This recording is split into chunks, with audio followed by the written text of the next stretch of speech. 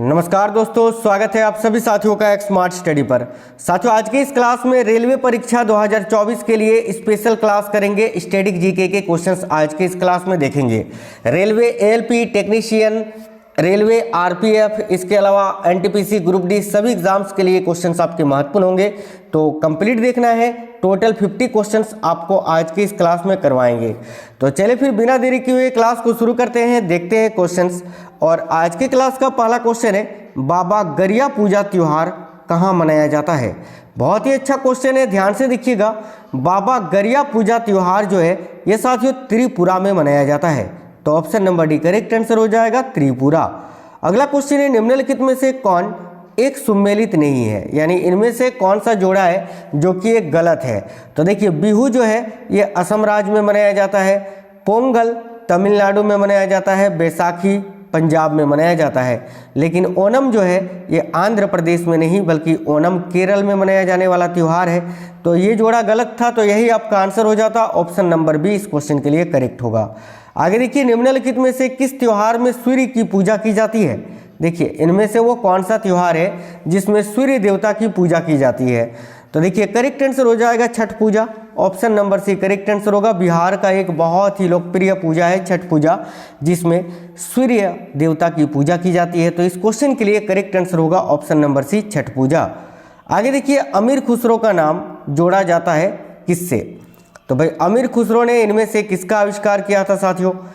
तो देखिए, अमीर खुसरो ने जो है ना सितार यहाँ आप लिख रहे हैं ना, देखिए सितार और तबला इन दोनों का ही आविष्कार किया था। तो इनका ए और सी दोनों ही यहाँ पर करेक्ट आंसर हो जाएगा साथियों। यहाँ पर जो है ना ए और सी दोनों ही करेक्ट आंसर होगा, क्योंकि अमीर खुसरो ने सितार और तबला इन दोनों का ही आविष्कार किया था। दोनों का आविष्कार अमीर खुसरो को माना जाता है, तो याद रखिएगा, यहाँ थोड़ा टाइपिंग मिस्टेक है। चलिए तो आगे देखते हैं, भारतीय मुद्रा का नाम किसने रखा था। तो ध्यान से देखिए, भारतीय मुद्रा का नाम रुपया किसने रखा था। तो शेरशाह सूरी ने। ठीक है, भारतीय रुपये का नाम जो है रुपया, या भारतीय मुद्रा का नाम रुपया सबसे पहले किसने रखा था। तो शेरशाह सूरी ने। आगे देखिए, भारत के राष्ट्रीय चिन्हों में कितने शेर होते हैं। तो भाई सिंपल क्वेश्चन है, भारत का जो राष्ट्रीय चिन्ह है उसमें कितने शेर होते हैं। तो 4 शेर होते हैं, करेक्ट आएगा ऑप्शन नंबर बी 4। आगे देखिए, नेक्स्ट है, दक्षिण अफ्रीका में प्रवास के दौरान महात्मा गांधी ने निम्न में से किस पत्रिका का प्रकाशन किया था। तो भाई, साउथ अफ्रीका में जिस वक्त गांधी जी रहते थे उस समय गांधी जी ने कौन सा पत्रिका प्रकाशन किया था, ये आपको बताना है। तो याद रखिएगा, इंडियन ओपिनियन। ठीक है, इंडियन ओपिनियन यहाँ आपका करेक्ट आंसर होगा, ऑप्शन नंबर डी याद रखना, इंडियन ओपिनियन। आगे देखिए, भारत के स्वतंत्रता आंदोलन के दौरान महात्मा गांधी द्वारा किस स्थान पर साबरमती आश्रम की स्थापना की गई थी। तो देखिए, भारत के स्वतंत्रता आंदोलन के दौरान महात्मा गांधी द्वारा किस स्थान पर साबरमती आश्रम की स्थापना की गई थी। याद रखिएगा, अहमदाबाद में। करेक्ट आएगा option number B, Ahmedabad, Gujarat. Next है, जनता पार्टी के शासनकाल के दौरान भारत के राष्ट्रपति कौन थे। तो देखिए, जनता पार्टी के शासनकाल के दौरान भारत के राष्ट्रपति कौन थे। तो याद रखिए, नीलम संजीव रेड्डी। तो नीलम संजीव रेड्डी यहाँ आपका करेक्ट आंसर हो जाएगा, ऑप्शन नंबर बी याद रखना है, नीलम संजीव रेड्डी। चलिए नेक्स्ट क्वेश्चन है, निम्नलिखित में से कौन सी घटना सबसे पहले घटी। देखिए, इनमें से वो कौन सी घटना है जो कि भाई सबसे पहले घटित हुई है, ये आपको बताना है। तो साथियों देखिए, खेड़ा सत्याग्रह की बात करें तो यहाँ पर जो है ना, खेड़ा सत्याग्रह की बात करें तो 1918 आ जाता है यहाँ। ठीक है, 1918। यहाँ पर सविनय अवज्ञा आंदोलन की बात करें 1930-31, असहयोग आंदोलन की बात करें तो 1920-22, और चंपारण सत्याग्रह की बात करें तो 1917। तो देखो, चंपारण सत्याग्रह सबसे पहले हुआ था 1917 में, बाकी उसके बाद ये सभी घटनाएं हुई हैं। तो इसका करेक्ट आंसर होगा ऑप्शन नंबर डी, चंपारण सत्याग्रह पूर्ण। चलिए अगला क्वेश्चन है, हॉकी में पेनल्टी स्ट्रोक कितनी दूरी तक मारा जाता है। अब हॉकी के खेल में जो पेनल्टी स्ट्रोक मारा जाता है वो साथियों कितनी दूरी से मारा जाता है। तो याद रखना, गोल से 8 गज की दूरी से। करेक्ट आएगा ऑप्शन नंबर ए 8 गज। आगे देखिए, नेक्स्ट है, 1905 से पहले ब्रिटिश भारत का सबसे बड़ा प्रांत कौन सा था। तो 1905 से पहले ब्रिटिश भारत का सबसे बड़ा प्रांत पूछा है, जो कि था बंगाल, ऑप्शन नंबर सी, क्योंकि 1905 में ही बंगाल का विभाजन हुआ था। तो 1905 से पहले भारत का सबसे बड़ा प्रांत कौन सा था ब्रिटिश भारत का। तो याद रखिएगा, बंगाल। ठीक है, आगे देखिए 1905 के अधिनियम किस समिति पर आधारित थी? तो देखिए 1905 का जो अधिनियम था याद रखिएगा साइमन कमीशन पर आधारित थी। Option number A Simon commission. अगला क्वेश्चन है यूनेस्को द्वारा विश्व के सबसे ज्यादा हेरिटाइना सिटी किस देश का शामिल है? तो यूनेस्को द्वारा विश्व के सबसे ज्यादा हेरिटाइना सिटी जो है ये किस देश का शामिल है? तो याद रखिएगा करेक्ट आंसर हो जाएगा इटली का। ठीक है, इटली का। भारत का साथियों कितना है? तो देखिए इटली के कुल 59 है ना, 59 159 नहीं, केवल 59 हेरिटाइना सिटी शामिल है और भारत का वहीं देखें तो 42। तो करेक्ट आएगा ऑप्शन नंबर ए इटली। चलिए आगे देखिए डाक वितरण में तीव्रता लाने हेतु भारत में पिन कोड प्रणाली की शुरुआत कब हुई थी? काफी अच्छा क्वेश्चन है। तो भारत में पिन कोड प्रणाली की शुरुआत 15 अगस्त 1972 को हुई थी। ऑप्शन नंबर बी 15 अगस्त 1972 से। निम्नलिखित में से वह इस्पात संयंत्र कौन सा है जिसकी स्थापना द्वितीय योजना के दौरान नहीं की गई? यानी इनमें से वो कौन सी इस्पात संयंत्र है जो कि द्वितीय पंचवर्षीय योजना के दौरान नहीं की गई थी? तो देखिएगा यहाँ आपका करेक्ट हो जाएगा बोकारो इस्पात संयंत्र। बाकी भिलाई, दुर्गापुर और राउरकेला ये तीनों संयंत्र जो है साथियों द्वितीय पंचवर्षीय योजना के दौरान स्थापित की गई थी, लेकिन बोकारो नहीं। Option number A correct answer हो जाएगा बोकारो, याद रखना है आपको। आगे देखिए स्पाइकर्स शब्द निम्नलिखित में से किस खेल से जुड़े हैं?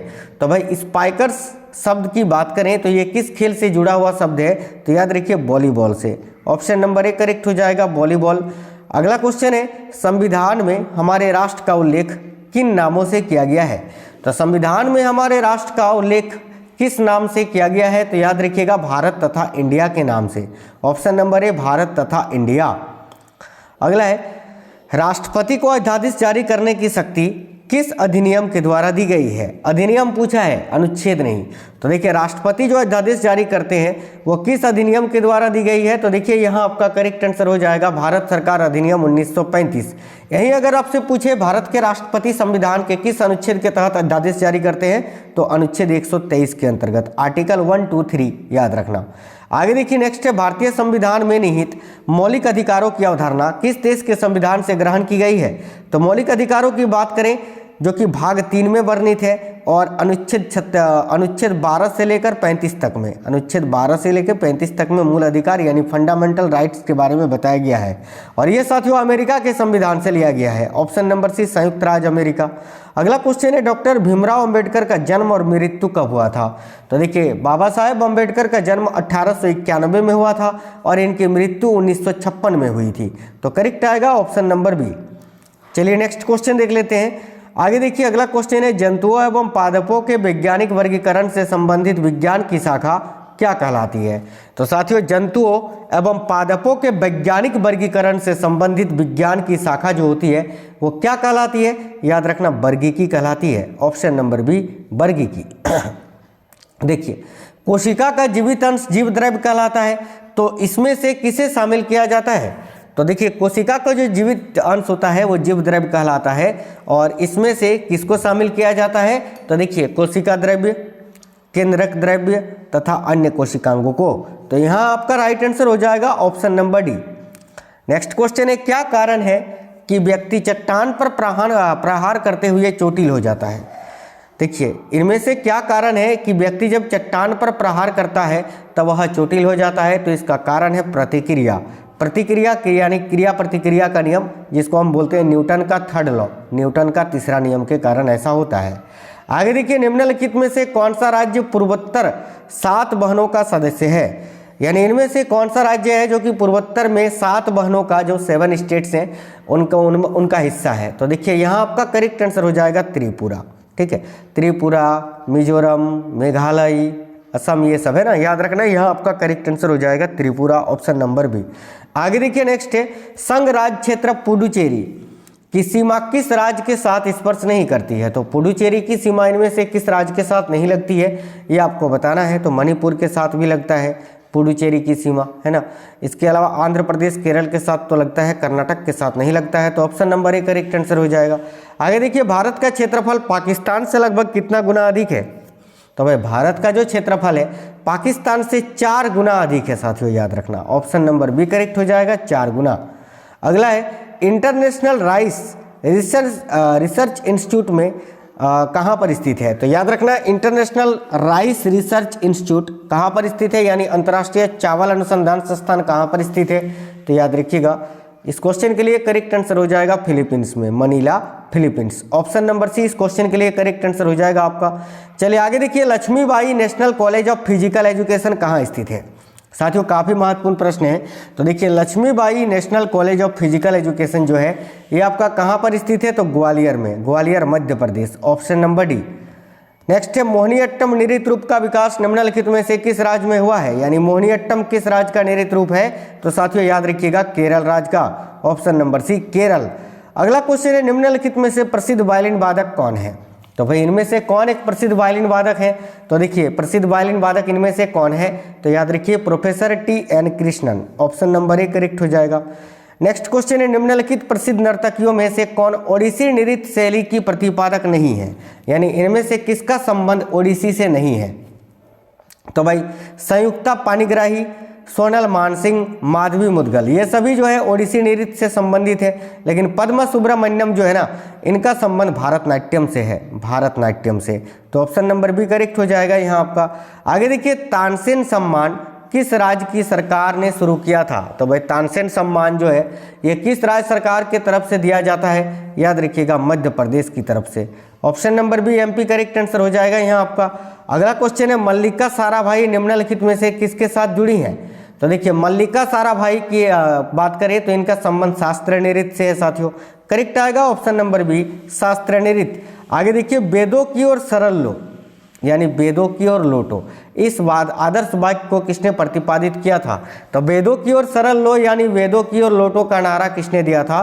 तो स्वामी दयानंद सरस्वती जी ने, जिन्होंने 1875 में आर्य समाज की स्थापना की थी। आगे देखिएगा, पंडवानी किस प्रदेश का लोक नृत्य या लोक नाटक है? तो पंडवानी की बात करें तो ये छत्तीसगढ़ का साथियों लोक नृत्य या लोक नाटक है। तो option number C Chhattisgarh correct हो जाएगा। देखिए, हुसरी और बिहुना किस प्रदेश के नृत्य के रूप है?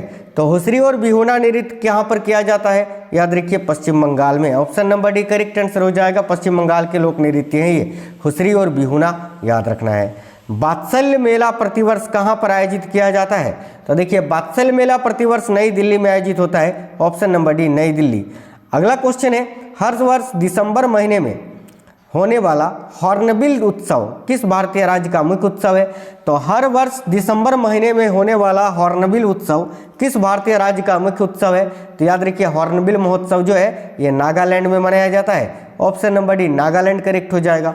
कौन सा हिंदू पर्व थारू जनजाति द्वारा शोक पर्व के रूप में मनाया जाता है? यानी इनमें से कौन सा एक हिंदू त्योहार है जिसको थारू जनजाति के लोग शोक के रूप में मनाते हैं? तो करेक्ट आएगा साथियों दीपावली, याद रखिएगा ऑप्शन नंबर बी दीपावली। देखिए, छोटी तीज का त्योहार हिंदू पंचांग के अनुसार किस माह में मनाया जाता है? याद रखिएगा छोटी तीज का जो त्योहार है ये हिंदू पंचांग के अनुसार श्रावण महीने में मनाया जाता है। Option number B Shravan. अगला है, दिल्ली के किस सुल्तान को उसकी उदारता के कारण लाख बख्श से पुकारा जाता था? यानी दिल्ली के इनमें से वो कौन से सुल्तान हैं जिनको उनकी उदारता के कारण लाख बख्श कहा जाता था? तो करेक्ट आएगा कुतुबुद्दीन ऐबक को, जिन्होंने 1206 में साथियों दिल्ली में गुलाम वंश की स्थापना की थी। याद रखना इन्हीं का ही उपनाम था ये लाख बख्श। अगला है, चित्तौड़ में विजय स्तंभ का निर्माण किसने किया था? तो याद रखिएगा चित्तौड़ में विजय स्तंभ का निर्माण किसने करा था? तो राणा कुंभा ने। Option number C Rana Kumbha correct हो जाएगा।